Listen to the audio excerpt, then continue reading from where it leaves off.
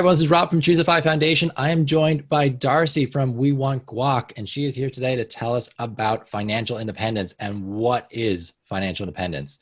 So, Darcy, how are you doing today? I'm doing great, Rob. How about yourself? I am doing awesome. So, first thing, We Want Guac is actually a blog about finances, right? Yes, that's right. It's not actually about my love for Mexican food. It's the reason that I chose the We Want Guac moniker was because I kept seeing two big things. One was that I saw so many people around me, especially a lot of friends and people that I'd go out with. If we happened to go somewhere, it would always be something that was like, oh, I would love to get the extra, but like I feel guilty about it, or I'm trying to watch what I spend. You see this most often, I feel like, when you go to Chipotle and you're like, I really want the extra guac on the side, but I don't know, like I feel like I'm not being responsible enough if I do that. On the one hand, and on the other hand, I see a lot of millionaires or even billionaires who are really out of touch with current realities for young people, going, hey, if they just spent less on avocado toast, then they could reach the heights that I have so much more easily. Where that's not exactly the case. The realities are so much more different nowadays. So I chose We Want Guac to show that, hey, this is something that we want to do. Here's how you do it in your early 20s with, the current circumstances that we all face. Yeah, and I feel like you could have picked a couple of different examples there. Like we want lattes, we want like the extra sides, we want to supersize it, like we want the venti, like I don't know, like but yeah, just that little bit of more, and you want to be able to go for those things without really having to think about it. It should be like a guilt-free thing because you're like, you know what, I've taken care of my finances and it's something that I'm accounting for, so it's all good. So we're allowing ourselves to have these things. Exactly that. Yep. All right. So you said like in your 20s. So you're talking about getting on a path to wealth at a very young age. Is that something you did yourself? Yeah, that is. I first learned about financial independence right out of college. And we could talk more about what that is in a second. Which and at the time I had really no idea how to, manage anything about money. I had no idea about what investing was, other than that there's something called stocks that people often turn to. Um, and, I was just starting out with my first full-time job. I was terrified that I would end up being a failure and, having to go broke, or having to turn to living under a bridge, maybe something like that. And once I started learning about personal finance and learning about, okay, well, let's start figuring out budgeting to, at least make sure that I can keep a roof over my head and to keep food in my belly. The more that I started learning about personal finance, the more paths and strategies that I saw leading me to the FIRE movement, financial independence, and learning about how a lot of these people are able to not only survive in with their finances today, but also thrive enough so that they would have enough money for the rest of their lives. Once I'd learned about that, I was like, oh, let me start doing this as well. A huge thing with that too was that so many of the folks that were discussing financial independence online were often in their 30s, 40s, 50s, and going, if I had learned about this in my 20s or earlier, I would be so much farther ahead. I would be, in this amazing position right now. And I'm kind of looking at myself going, well, I'm 22 right now. I'm exactly where they wish they were. And really, the younger that you are, the more advantage that you have when it comes to learning about how to deal with finances. Yeah. I mean, time is going to be your biggest friend when it comes to building wealth. And for those of you watching, like if you are still in high school, you have time on your side. So we'll get to the nuts and bolts of what financial independence is in a second, but the key idea is that the earlier you start, the less money you have to save and invest in order to reach a larger pot of money later on. So the more time you have, if you studied compound interest in math or exponential functions, you kind of get that idea. The more time you give yourself, the more time there is for this thing to grow. All right, you threw out three big words there that I want to kind of get definitions for. We had personal finance, financial independence, and FIRE movement. So let's start with personal finance. What's that mean to you? Awesome. Yeah. So personal finance is, to me, basically understanding how money works in the world and what money can do for you.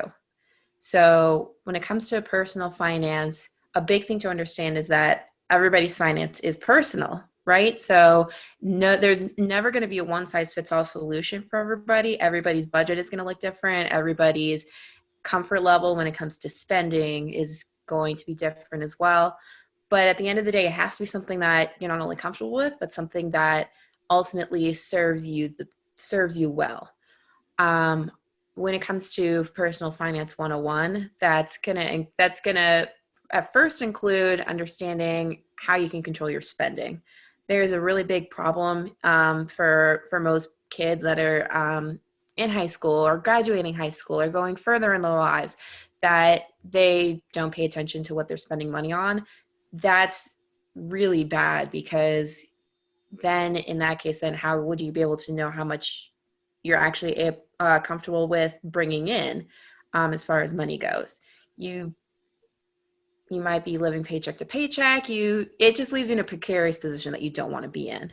And the hard So part is, like, in high school, there's no reason to pay attention to your finances because right. you're not quite in that position yet where you have things like bills or obligations that have to be met. Like, we're very comfortable just, oh, I've got a part-time job, the money's coming in, I can spend that money, no problem. And there's nothing else really that needed to be paid. So you don't really care as much. And that's very normal. So I guess what we're asking you to do here is to just start thinking about it. Like, how much are you spending? Where are you spending it? What are you buying?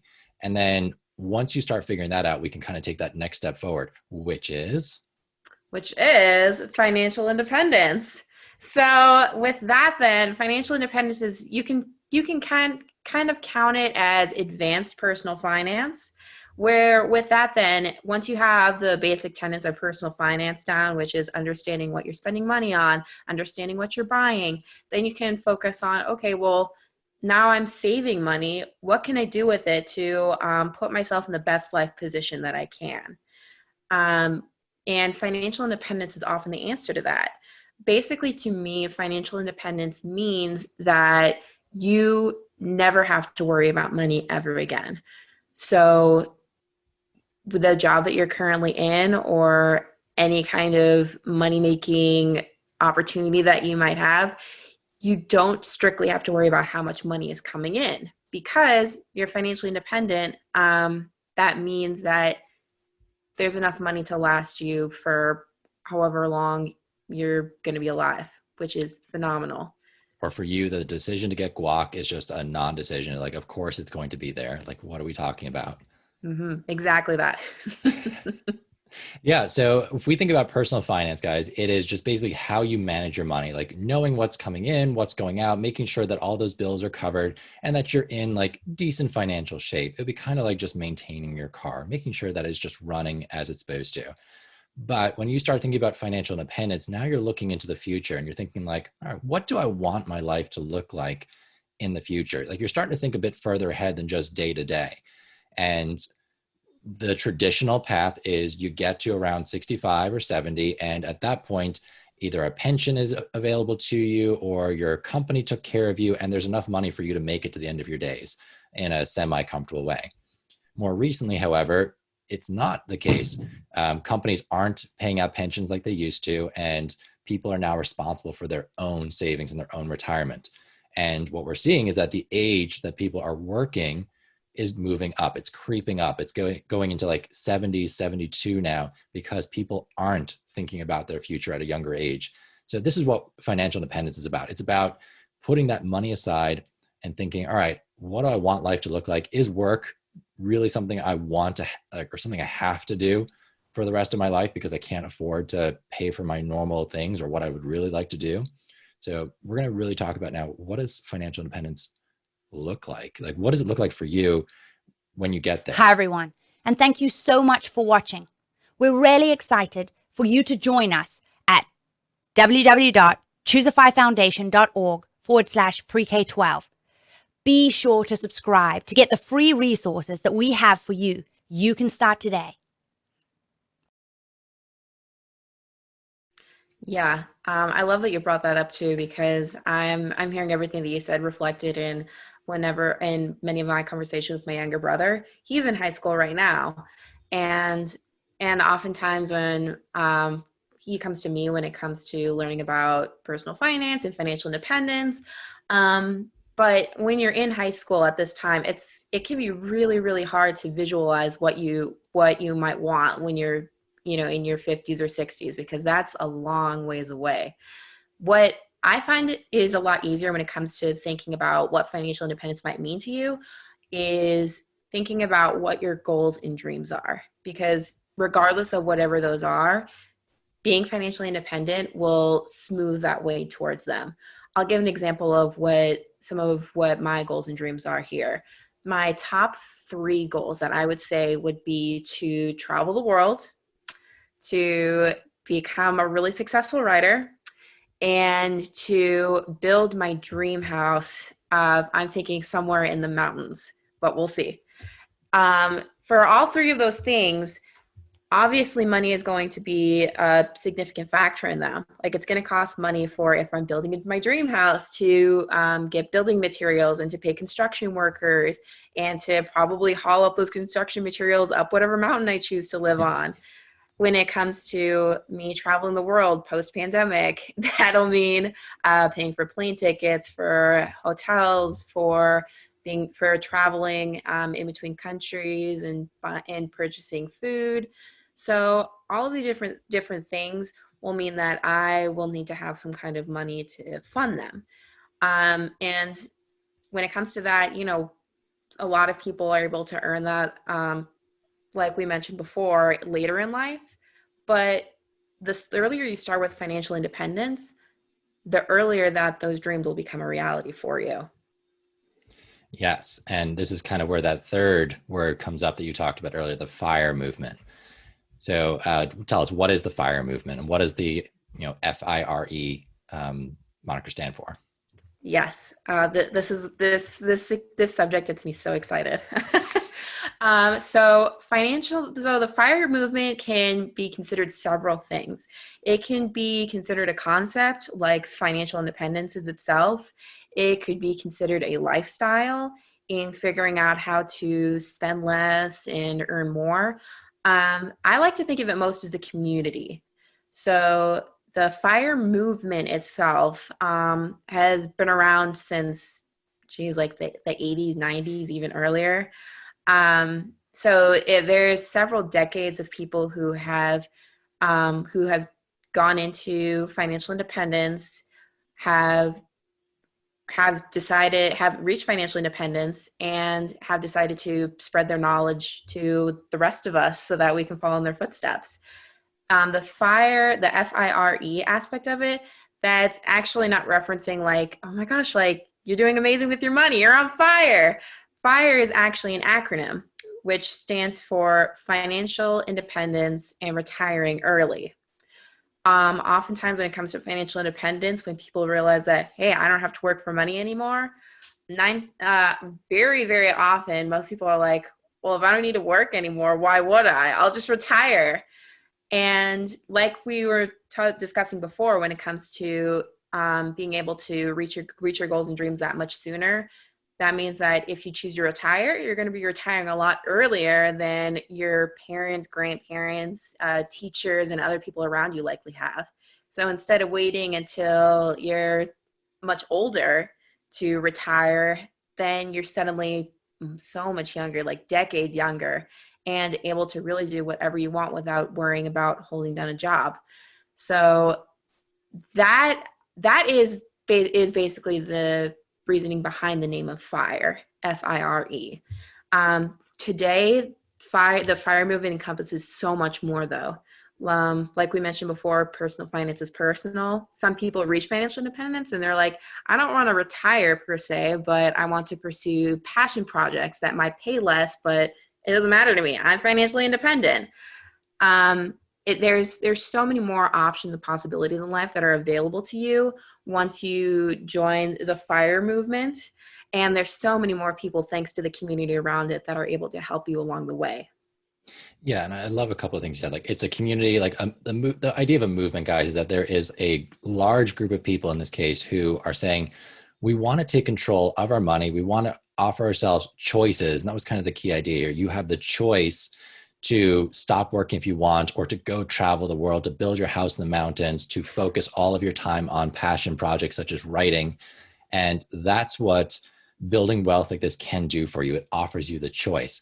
And if you just look back through this past year, so this is being recorded in January 2021, like look back through the past year and we see evidence of people who are going into work when they really don't want to. They don't feel safe doing it. They don't want to be out there. They want to be home with their family. Or they want to be doing something else, but they have to go to work because if they don't, the bills don't get paid. There's no food on the table. There's no roof over their head.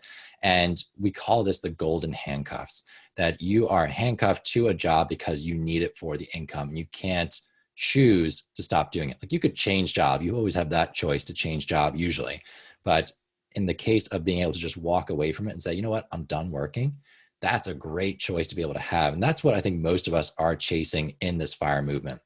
The retire early part does cause a little bit of like controversy, and especially for people who are like, oh, you can't do that. What are you going to do? Just sit on a beach and like sip drinks all day? Like you're 30 something years old. Like you can't do that for the next 60, 70 years of your life. And of course not. Very few people actually will choose to do that. As Darcy said, they will pick up passion projects. They'll volunteer. They'll say, you know what? I want to work in this lower paying job that is really fun to me, but just doesn't pay a lot. And I'm okay with that because I don't need the money. So yeah, what does it look like for you? If you hit that number and you're saying, all right, I don't need to work anymore. You got the house in the mountain, you're maybe traveling the world. Are you doing any sort of work at all? So it's really funny that you bring that up because oftentimes in the community with people who have reached financial independence and they quit their 9 to 5, oftentimes they find themselves earning money in some different way. They just And then can't you'll help it, have right? just like just a little bit. And then you'll see a lot of naysayers or haters that find out about the fire movement going, oh, like we call them the retirement police, going, oh, you're earning money, you can't be retired if you're earning money. Where it's retiring from the life that you had before, where you were working a lot. You might not have loved your job. Some people absolutely love their job, but any job can get exhausting or tiring or demand more of you than you're able to give.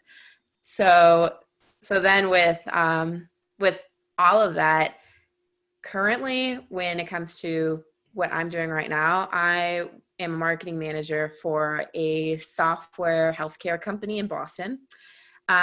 What's funny enough, I actually started working at this company 6 months before the pandemic hit. Before that, if I was in either of the two jobs that I had before that, I would have definitely been in a much more precarious situation. And so I have the fire movement to thank for pushing me to try for these higher paying opportunities and thus landing me in a great company that, lets me work from home during a pandemic, which was a huge load off of my shoulders. But I'm straying from your question. To your question about what I would do once I become financially independent, really there's two life callings that I feel like I want to fulfill, I need to fulfill. And they're basically of telling stories and helping others. And for both of those, I'm kind of feeling them right now with in between the finance blog, well, basically with the finance blog. But once I do hit financial independence, I would really enjoy pulling back my hours with the company, whether I stay with this company or if I'm somewhere else by that point. and using that extra time to really dig into writing TV show pilots and feature films, and really dedicating a lot of research and time and energy and effort into really upping how like all of this writing that I want to do. So Okay. I mean, there's so much there. yeah. First thing to point out, you didn't wait until financial independence to start writing. Like, you have a blog already. You're already starting to chip away at those goals, which I think is so important, guys. That one of the things I see from people who go a little too gung ho at this fire thing is like they crush down their spending. Like, they get it down to nothing. They're literally living in a box and eating beans and rice all day, and that's it. And they do nothing for fun. They do nothing that they really want to do. They just like crush it for, 5 years, 10 years, and get to this point where like, okay, now I've done it. I've got enough money to cover all my expenses. I've made it.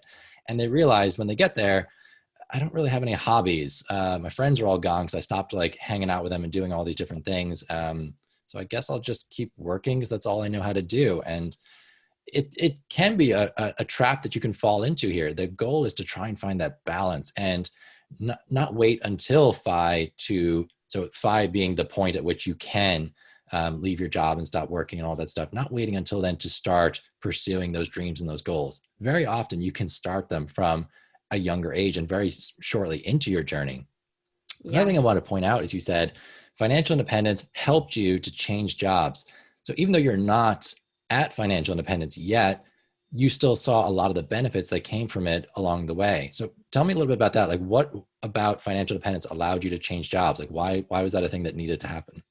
Yeah, it sounds funny because you're like, okay, well, financial independence teaches you how to, like lower your expenses, go live out in the woods and just, live on like mushrooms that you find out there. So what's you like going like climbing the corporate ladder have to do with it? So in my case in particular, I knew that obviously the more money that you make, the closer that you can bring your financial independence date. So in my last job, I'll share some numbers too, just so people have a reference to it. In my job before my current one, I was making, I first came aboard making $60,000. Which was good. I had with that I was spending maybe like 20 or 30,000, so that's at least half of a savings rate. And I think we'll talk more about the numbers of it later. But that for me made me impatient because I was like, okay, well that's good, but I want to bring my financial independence day closer. And to do that, yeah, you could do what Rob said and try to cut down expenses to the bone, but that's just a recipe for misery. You really don't want to do that. You want to be able to. There's a fabulous phrase that I heard about when that relates to this, where it's you want to build the life you want and then save for it. So for that, you want to know exactly what you're going to be able to retire to if you so choose to retire, or you want to know what you're building. In fact, if you're just cutting expenses because they're expenses to be cut, you're just going to end up with nothing around you. And then you're like, well, what was the point in all of that? I'm miserable here, which you don't want. So going back, I keep straying from this. There's so much that I want to cover with this. I know.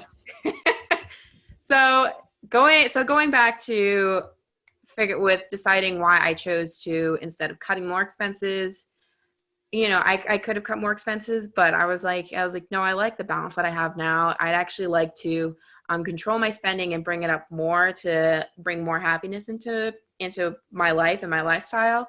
So I started pursuing higher paying roles. In my case, in my previous role, I was a marketer for a really small company, and I knew that you can make a lot more money if you were managing marketing for a bigger company. So I took a lot of different strategies that are a little bit hard to find in the FIRE community, which I try to now push in my writing, in how to negotiate your salary and how to make yourself attractive to recruiters and hiring managers so that they'll come across your resume or your profile on LinkedIn and go, okay, I really want to hire this person in particular. And using those strategies and some guidelines for it, I did land a job where I went from that starting off with 60,000 to my current job where I started with 86,000 a year, which, just for reference again, I got that $86,000 job when I was 25. Wow. Which is almost unheard of for somebody at that age. I mean, if you told me in high school, like, oh yeah, you're going to be making like close to six figures in your mid-20s, I'd be like, yeah, okay. Wow. We'll see. Okay. And then, so we got to get into the numbers. We just got to use, because we're kind of teasing about it. So financial independence, it's a couple of different things. It is a point in time, or a point in value, I guess, where you have enough money to cover your expenses the rest of your life. But as we've also kind of alluded to, it's a word that just describes your whole lifestyle as you approach this number as well. So like you're pursuing FI, or FI has allowed you to do these things. Mm-hmm. So it's also saying like, okay, I've got something like an emergency fund in place, which allows me to make decisions like leaving a job and trying something new. If I hate it, I've got this big cushion that I can fall back on and go find another job during that time. So it gives people sometimes just enough breathing space to make big changes in their life that can allow for things like a higher salary to happen, or moving to a different part of the country, or whatever it is you want to do. Like just introducing some more flavor into your life again to make it a bit more exciting for you. Yeah, variety is the spice of life. Yes. So when we talk about FI, this FI number, what are the nuts and bolts of it? What is this number? How do I calculate it? Yes. So logistically speaking, when it comes to understanding how much money that you need, typically you're going to want to look at how much you're spending. So looking at your budget, and let's say you're spending in, whatever that is that you're spending, 20,000, 30,000, 40,000 more. You look at whatever you're spending every year and you multiply that by 25. And whatever that number is, that is the number that that's your FI number, the amount of money that you need in order to be financially independent. For an example, if you look at your spending and you're like, oh, I'm spending what the average American household spends every year, which is roughly $40,000, then that means 40,000 times 25 means that you will need $1 million to be financially independent. On the other hand, if you manage to lower your expenses to, let's say, 30,000, so 30,000 times 25, that's about what, 750, I think. Yeah. It's like, I'm glad you're attacking the mental math. Like, I'm like, no, it's not happening today. You're like, excuse me while I grab a calculator. Pause. And so whatever that times 25 number is, that's going to be the amount of money that you need. But then the question becomes, okay, well, why 25 specifically? The answer to that, and I might just be like pulling questions like, well, no, because I'm like, in my head, I was like, okay, so 25 times my annual expenses, that means I will cover 25 years of my life, right? But if I want to retire at 30, 25 plus 30, that's 55. I'm hoping to live past 55. So explain to me how that's going to work. Yes. So with 25 times your yearly expenses, you're planning on taking that money that you now have and investing it. And the reason you want to invest it is because of, like you said, Rob, if you just stick it into a bank account and you have to withdraw from that, you're probably not going to live past like 3 decades before you need to earn money in some way again.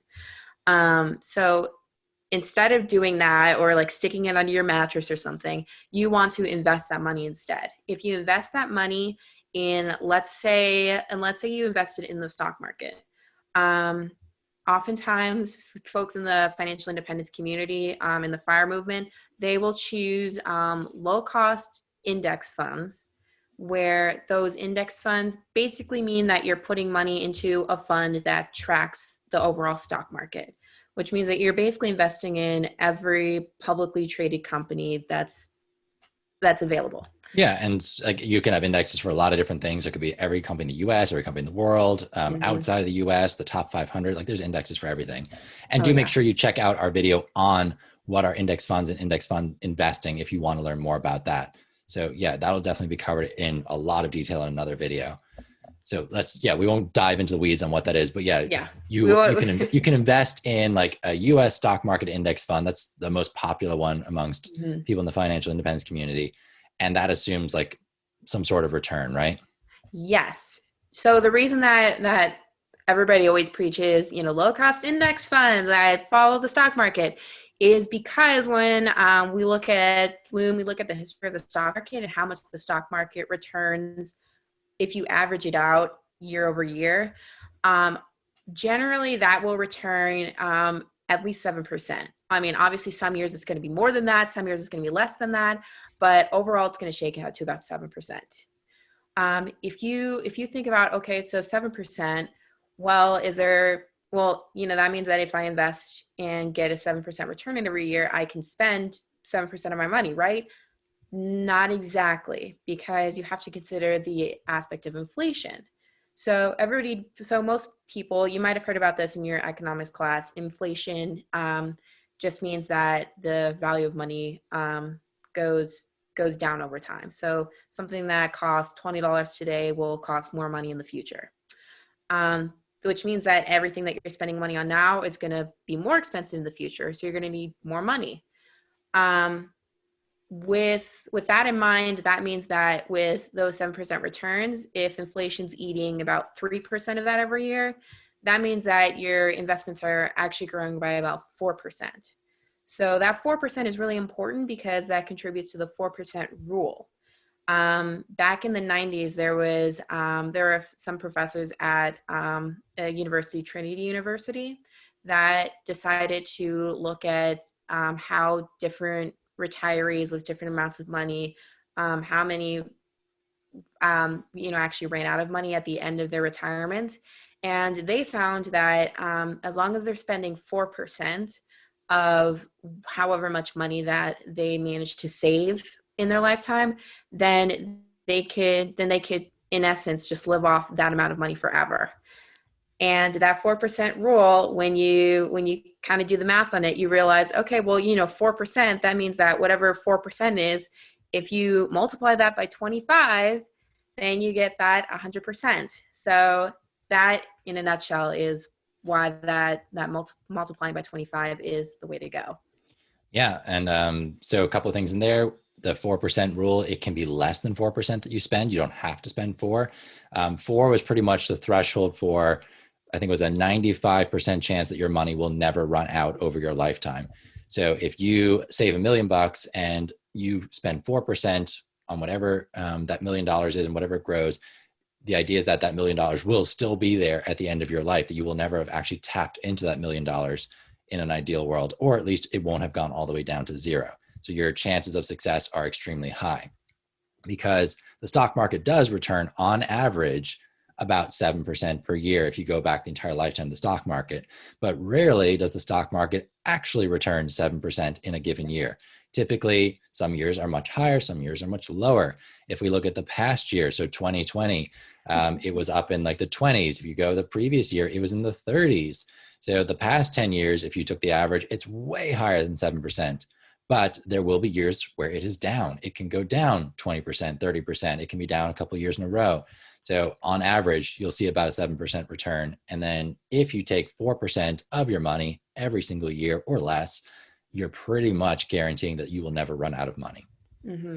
And I'd also like to note with that too, Ralph, that when it comes to those down years where there's actually a negative return, that those oftentimes are the biggest threat when it comes to your investing health. Not because they're not going to come back, but because oftentimes people who are investing will see those numbers go down, panic, and then sell to try to stave off any further downturns, which that's like in the moment that might seem like the best path, but it really isn't, because over time stocks like Rob said, in throughout history have pretty much always gone up. It's going to take something absolutely astronomical for people to stop innovating and actually make that go down. So you really want to be careful when it comes to investing, that you do not want to like give into your fear and sell off when you see those down years, because then you're going to be missing out on those up years where you do get a return of 20 and 30%. Where last year, for example, too, like Rob said, it was in the 20s, but it wasn't always in the 20s last year. Once COVID hit back in March or so, I remember logging into my investing accounts. I had about 130,000 at the time. And I logged in and I saw that had dropped to 80,000, just like almost overnight. Like I had tens of thousands of dollars suddenly gone.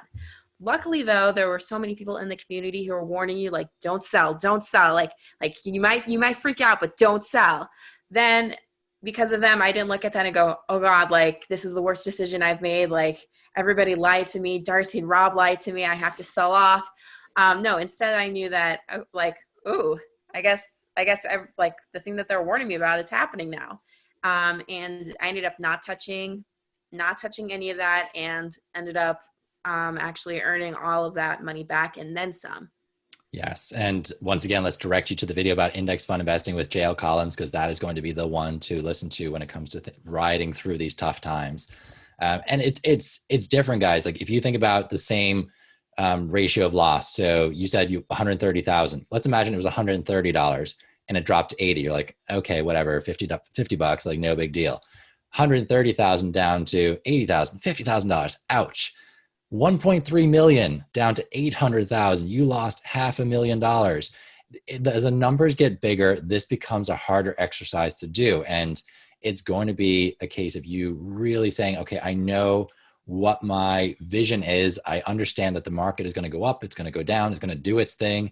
There will be times where it's up 20%. It could be down 20%. It could go down 30. It could go down 40.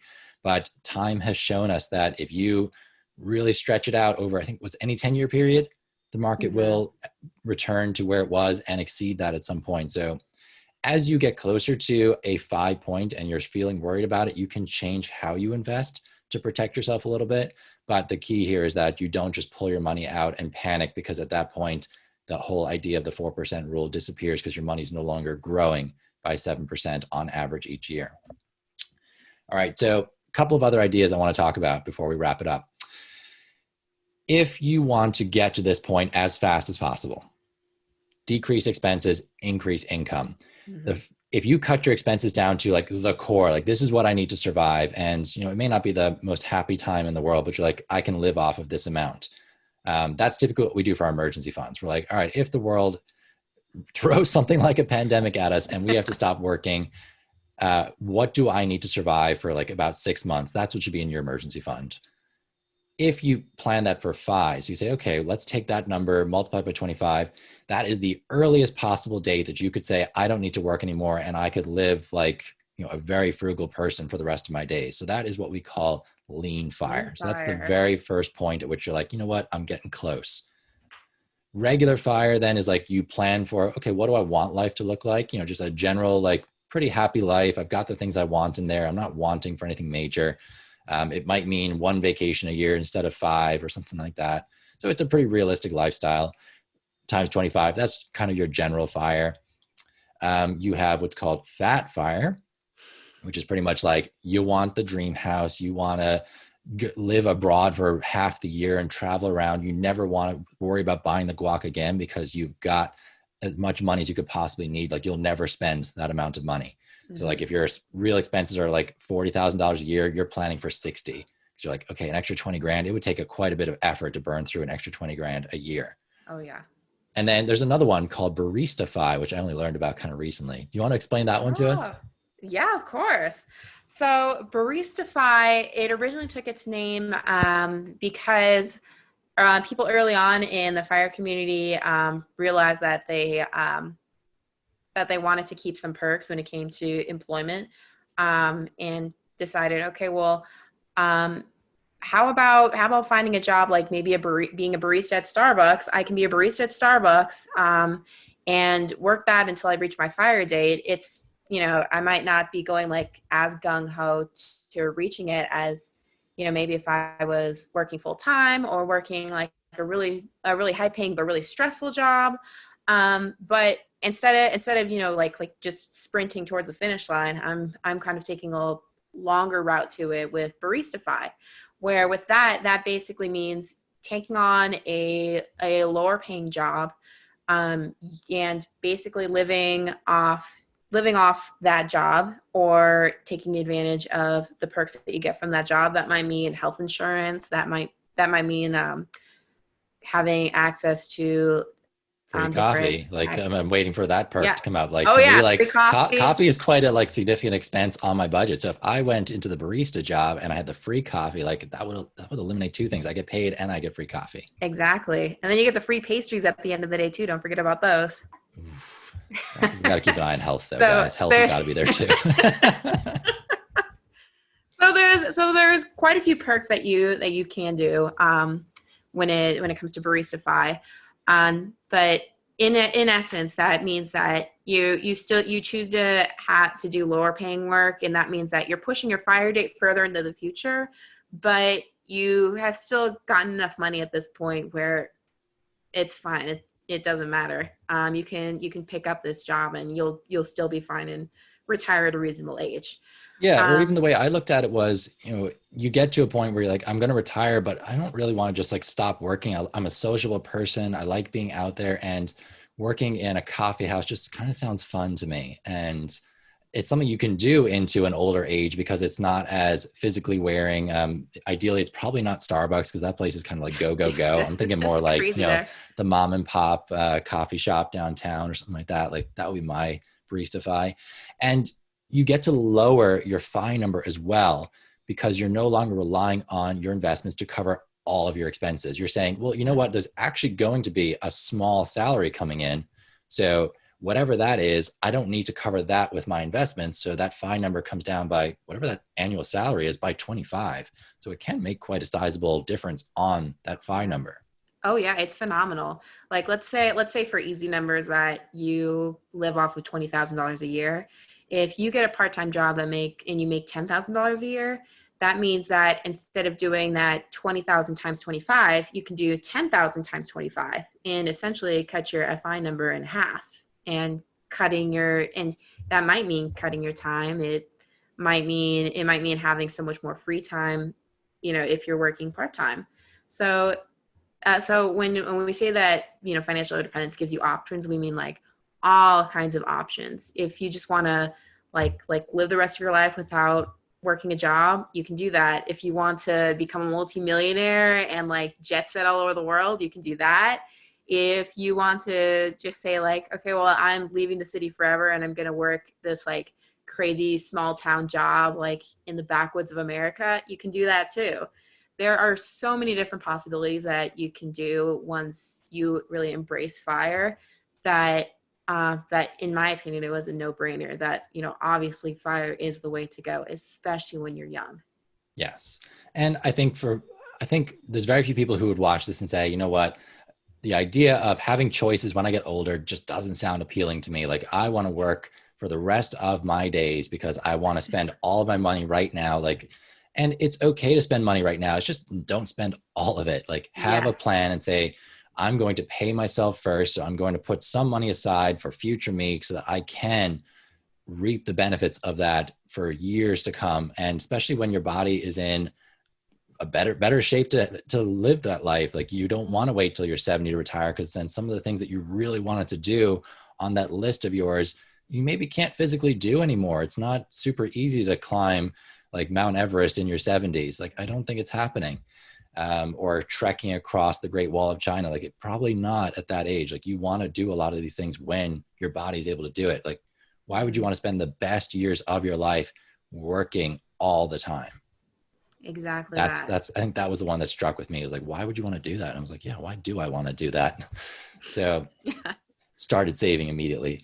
Exactly that. All right, Darcy, thank you so much for joining us today. Is there any like one major piece of advice you want to give to high school listeners out there in terms of getting on this path to fire? What was the biggest thing that changed it for you?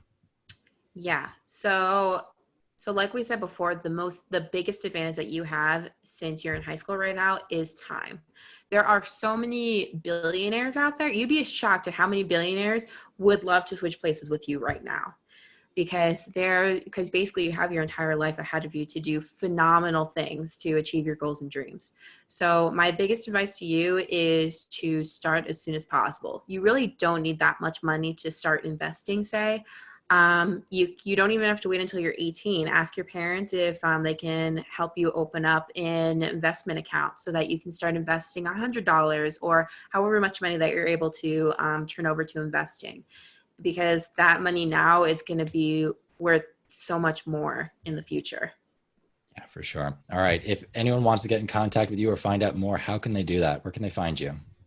Yep, the best ways are email and social media. My email is darcywantsguac@gmail.com. And you can find me on Twitter or Instagram by looking up We Want Guac. All right. Thank you so much for joining us today. Yeah, my pleasure. Thank you, Rob.